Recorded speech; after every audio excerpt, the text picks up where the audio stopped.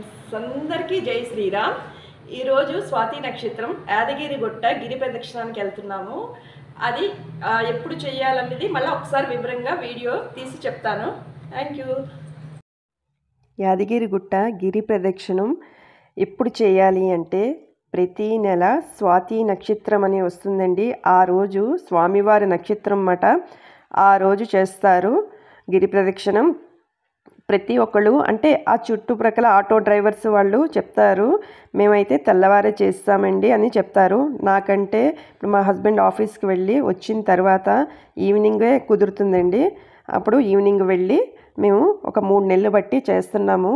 అసలు గిరి ప్రదక్షిణం ఎందుకు చేయాలి అని అంటే, ఒక మనిషి జన్మ ఎత్తిన తరువాత మనుషులకి ఉండే కష్టాలు ఏంటి, కష్టం ఉంటుంది, సుఖం ఉంటుంది కదా. కష్టం వచ్చినప్పుడే మనకి దేవుడు గుర్తొస్తాడు కదా. అప్పుడు ఆ కష్టం పోవాలని మొక్కుకుంటాం కదా. అవే మనిషికి వచ్చే కష్టాలు ఏంటి, గృహ బాధలు, గ్రహ బాధలు, ఆర్థిక ఇబ్బందులు, అనారోగ్య సమస్యలు, మనశ్శాంతి లేకపోవడం, ఇవే కదా వస్తాయి. ఇప్పుడు మనం ఇవి చేసాము అంటే గిరి ప్రదక్షిణం చేసాము అంటే ఇవన్నీ తగ్గుతుంది అని అక్కడ చెప్తారన్నమాట. అందుకు అక్కడ ఒక బోర్డు కూడా రాసి ఉంది, అది నేను చదివి మీకు నేను చెప్తున్నాను అనమాట. అయితే చుట్టుపక్కల ఉన్న వాళ్ళందరూ మిస్ చేసుకోకండి, హైదరాబాద్లో ఉన్నవాళ్ళు. ఎందుకంటే ఈ నెల ఎప్పుడు వస్తుందంటే డిసెంబరు 26ని మళ్ళీ స్వాతి నక్షత్రం వస్తుందండి. అంటే ఈ వీడియో చూసిన వాళ్ళు హైదరాబాద్లో ఉంటే మాత్రం అస్సలు మిస్ చేసుకోకండి. గిరి ప్రదక్షిణం మొదలు పెట్టేటప్పుడు అంటే చెప్పులతో కాకుండాను అక్కడ మెట్ల మార్గంలోని ఒక స్వామివారి విగ్రహం ఉంటుందండి. అక్కడే కొబ్బరికాయలు అమ్ముతారు. ఒక కొబ్బరికాయ కొట్టేసి స్వామికి దండం పెట్టుకొని మీ మొక్కు ఏదో మీరు మొక్కుకొని తర్వాత మొదలు పెట్టాలండి. మనకి బోర్డ్స్ రాసి ఉంటాయి, ఏరో మార్కులు ఉంటాయి, స్వామి నామం ఉంటుంది. స్వామి నామం జపం చేస్తూ, అంటే ఎక్కువ జనాలతో వెళ్ళాము అనుకోండి, మాటలు మాట్లాడకూడదు.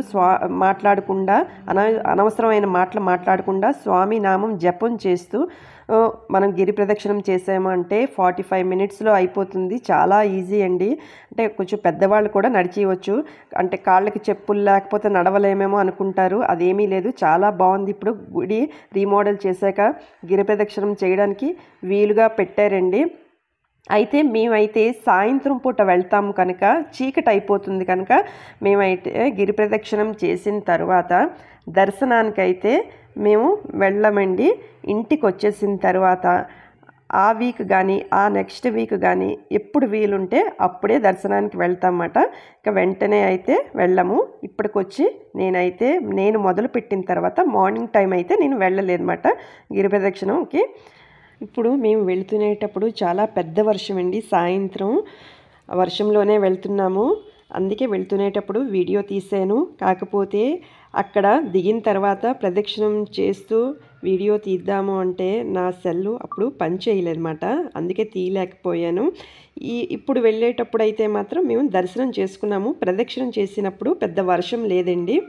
ఈ లాస్ట్ మంత్ వచ్చిన స్వాతి నక్షత్రం రోజు కొంచెం సాయంత్రం త్వరగా వెళ్ళిపోయాము కనుక దర్శనం కూడా అప్పుడే చేసేసుకొని హ్యాపీగా ఇంటికి వచ్చేసామండి.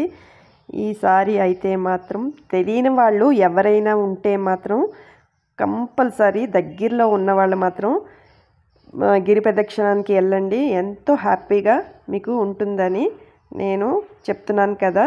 నేను చెప్తున్నాను. ఇది లాస్ట్ దర్శనం చేసుకున్న తర్వాత ఈ ఫొటోస్ అండి. మీకు నచ్చిందా? నచ్చితే మాత్రం అంటే వీడియో నచ్చినా నచ్చకపోయినా ఒక లైక్ కొట్టారు అంటే మాత్రం ఎవరికైనా ఇంట్రెస్ట్ ఉన్నవాళ్ళు కూడా వెళ్తారు కదా.